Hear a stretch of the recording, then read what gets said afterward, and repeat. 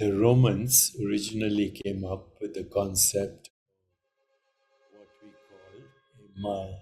I'm in Chile and there's a lot of traffic outside.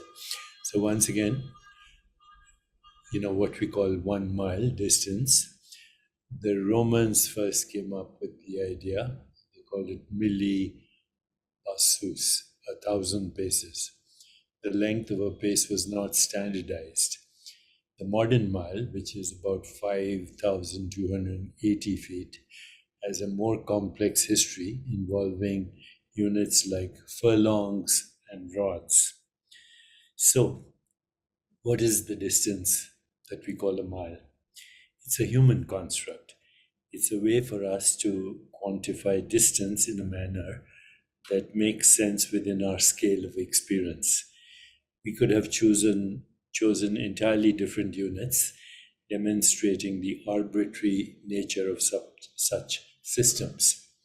Now we come to something called measurement versus reality.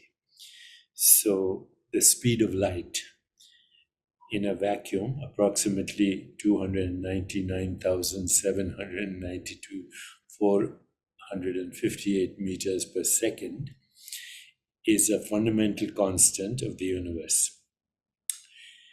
Our ways of expressing that speed, miles per second, meters per second, therefore have to be human constructs. These units help us comprehend the vastness of the speed within our framework of understanding. So, is time subjective or is it objective? Well, time has both subjective and, according to scientists, objective aspects. We personally experience the flow of time and it influences our lives deeply. Yet, according to physics, the idea of space-time is an objective structure of the universe. The way we quantify time, seconds, minutes, hours, is entirely a human construct for making sense of this fundamental aspect of what we think reality is. So most of our measurement systems were created to suit our scale and perception of the world.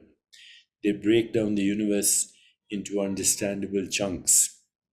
While measurements are a human construct, they are used to describe what scientists consider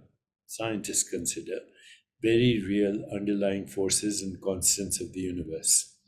So let me then question this idea of the very real universe. Our understanding of the universe is fundamentally shaped by how our senses collect information and how our brains interpret it. We don't perceive the world as raw data, but as processed information that fits into our existing mental models.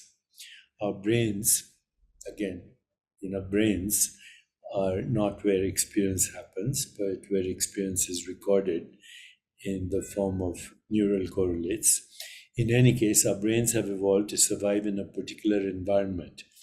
They may not be equipped to grasp the full nature of reality. Well, the brain doesn't grasp anything.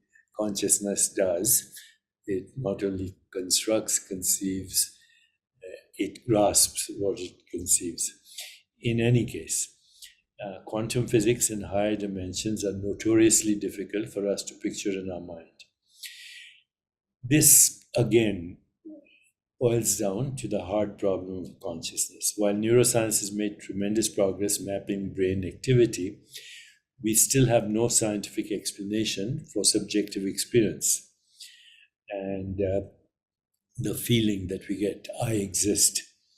This, of course, as you know, is known as the hard problem of consciousness.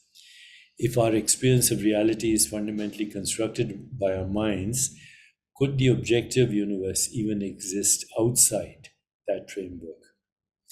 Well, we can't escape subjectivity. It seems certain that subjectivity is always present in our understanding of what we call reality. In fact, reality is a subjective concept. So, where does science come in all this? Science is a tool, it's not the answer. Science has been an incredibly effective tool for understanding how our experience of the universe works within the constraints of our perception. However, it may always be working within the model our minds create rather than accessing a raw and independent reality. Of course, there is value of shared reality, even if our individual experiences are colored by our biology and cognition. Humans have been extraordinarily successful in creating a shared model of reality. Again, model of reality. This, of course, helps us to cooperate, build knowledge, and predict things that enhance our lives.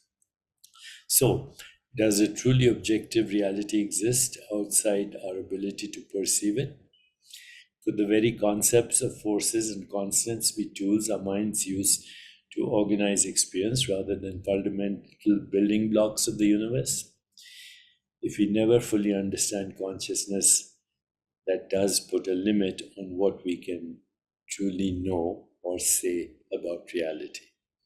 In conclusion, science is a very effective tool for creating technology, but when it comes to understanding truth, I don't know if it gets us closer to the truth or actually takes us farther away from the truth. Because truth is, as the great Krishnamurti said, a pathless land. No model of reality can give us access to reality. No system of thought can give us access to reality. What is reality without language? What is reality without human constructs? And through experience, we can understand that as the incomprehensible, acausal, without cause, fundamental, borderless, infinite, spaceless, timeless awareness, without which there is no mode of experience, no mode of cognition, therefore, no mode of creating models of reality.